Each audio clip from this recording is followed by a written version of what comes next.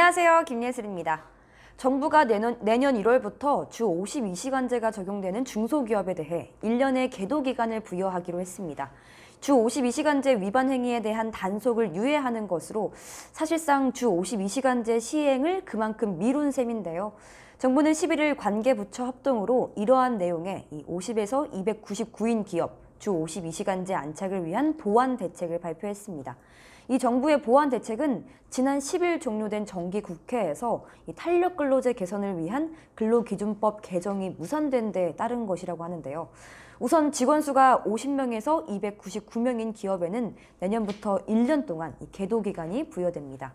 이에 따라 중소기업은 장시간 근로감독 등 단속 대상에서 제외되게 되는데요.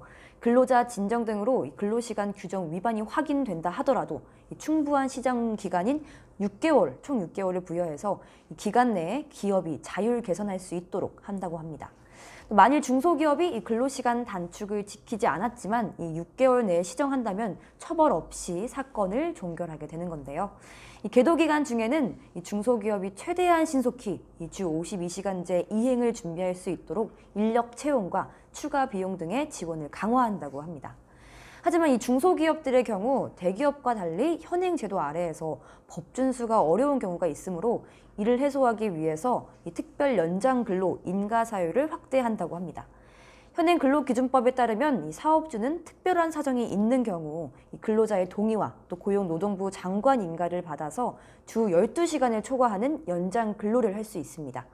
근로기준법 시행규칙은 원래 재해나 재난 또 그 밖의 사고를 수습하기 위한 목적인 경우인데 특별 연장 근로 인가를 좀 제한하고 있습니다. 그러나 주 52시간제 시행으로 이 노동시간 한도가 줄어든 탓에 제도 안착을 위해 특별한 사정을 이렇게 폭넓게 인정해야 할 필요성이 커졌다고 고용노동부는 설명했습니다.